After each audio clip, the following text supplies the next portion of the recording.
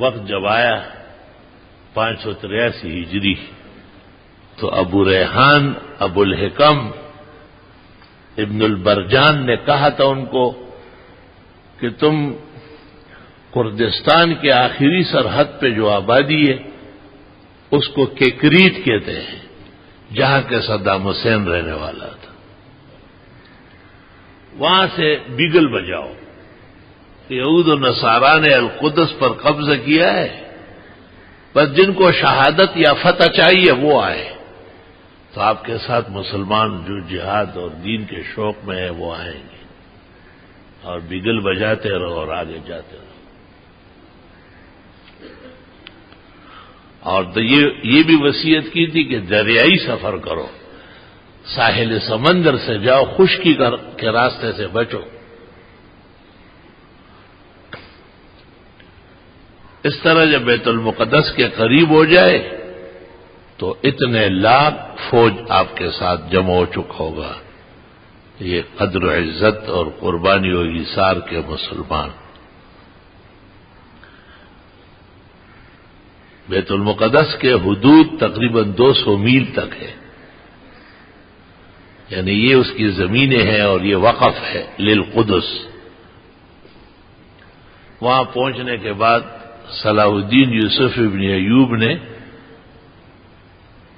فوج کی گنتی کی تو اتنی نکلی جتنی ابو ریحان ابو الحکم ابن برجان نے لکھ کے دیا تھا سورۃ روم کے حوالے سے۔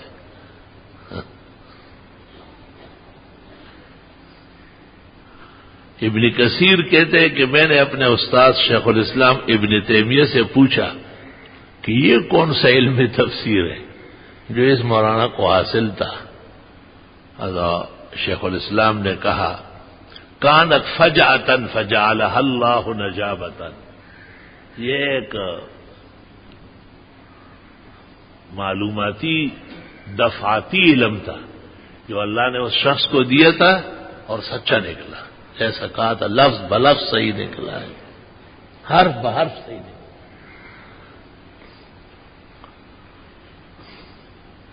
جب تعداد مجاہدین کی اتنی نکلی جتنے اس نے بتائی تھی تو صلاح الدین یوسف ابن ایوب اور ان کے افواج اور رفقا میں خوشی کی لہر دوڑ گئی اور انہوں نے اس کو پہلی فتح سمجھ لی، یہ مبدأ فتح شروع ہو گئی۔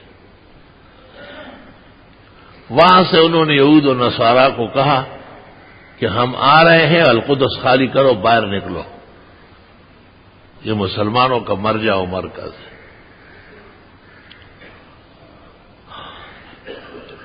انہوں نے بہت بڑی جنگی تیاری کی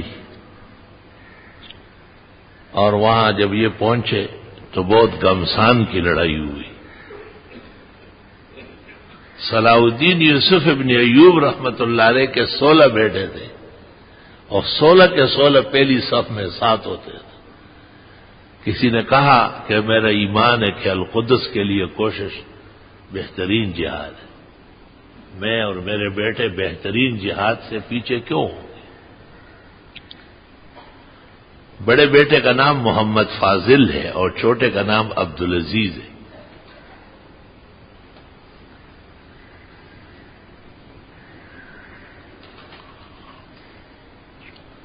وہاں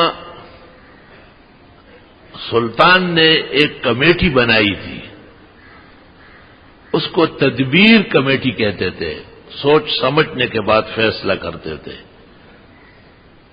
ایک قسم کے ستون بنائے تھے انہوں نے، سیڑھیاں، اور وہ سیڑھیاں اس مقصد کے لیے تھی کہ اس پہ چڑھ کر مجاہدین نیچے اترے، لیکن یہود و نصارا نے اندر سے آگ کے گولے پھینکے، اور وہ آگ کے گولے عجیب تھے کہ وہ سیدھے سیڑھیوں پر گرتے تھے اور سیڑھیاں خود بخود نیچے گر جاتی تھی۔ سلطان نے تدبیر کمیٹی کے ارکان کو آنن فانن بلا لیا کہ یہ کیا ہو رہا ہے۔ انہوں نے کہا تھوڑا سا وقت دے دیں،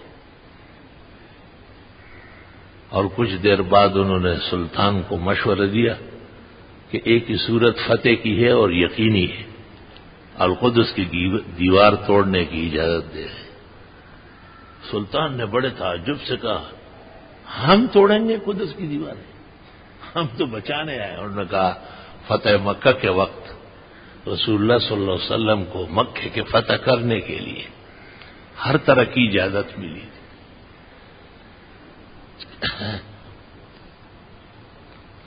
قاضی شداد وغیرہ اکابر امت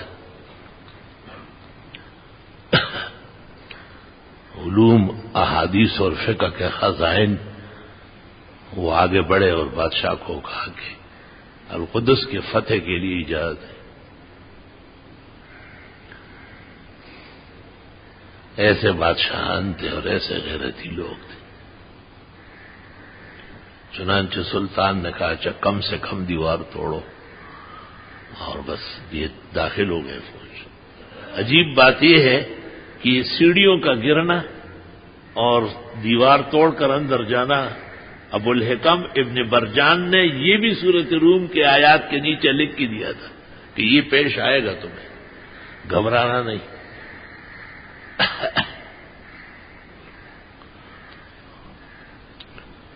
جب اسلامی فوج اندر داخل ہوئی اور جمعے کا دن تھا، لیکن اس بزرگ عالم نے جنہوں نے سورۃ روم کے ذیل میں مشورہ دیا تھا کہ اس طرح فتح ہو جائے گا، اس میں یہ بھی لکھا تھا کہ پہلا جمعہ نہیں پڑھ سکیں گے، ظہر پڑھنی ہوگی. افسران نے اور حضرت کے اہلکار نے کہا کہ وقت تو کافی ہے اور جمعہ پڑھ لیں گے. آپ نے کہا کہ جو سورۃ روم کی تفسیر کے ذیل میں ہم کو لکھ کے دیا ہے اس میں تو لکھا ہے کہ اگلا جمعہ پڑھیں گے. تو تھوڑی دیر میں پتہ چلا کہ القدس میں پچھلی طرف یہود و نصارا نے 30,000 خنازیر پالے، ان کا نکالنا ضروری ہے. اور 100-200 میل تک القدس کا وقف ہے، وہ بھی القدس کے حکم میں ہے، اس سے باہر ان کو قتل کرنا ہوگا. تو بس وہ سارا ٹائم اسی میں گیا، اور اگلا جمعہ قاضی شداد نے پڑھایا ہے. اور اس جمعے کو جو قاضی صاحب نے خطبہ دیا کتاب کے اندر 26 صفحے میں ہے، اور کہتے ہیں اچانک ممبر پر بیٹھنے کے بعد خطبہ ہے، اور پوری دنیا کی تاریخ قدس اس میں موجود ہے. علوم کی ایسی بلندیاں تھیں، علماء اس قدر علم اور دین کے ماہر تھے. بادشاہ صلاح الدین یوسف بن ایوب سے درخواست کی کہ آپ نماز پڑھا لے اور خطبہ دے. دستور رہا ہے کہ حضرت عمر ہو، حضرت علی ہو، حضرت عثمان ہو، عمر ابن عبدالعزیز ہو، یہ سب لوگ خود. حضرت نے کہا میں آپ کا سپاہی اچھا لگوں گا، تلوار ہاتھ میں.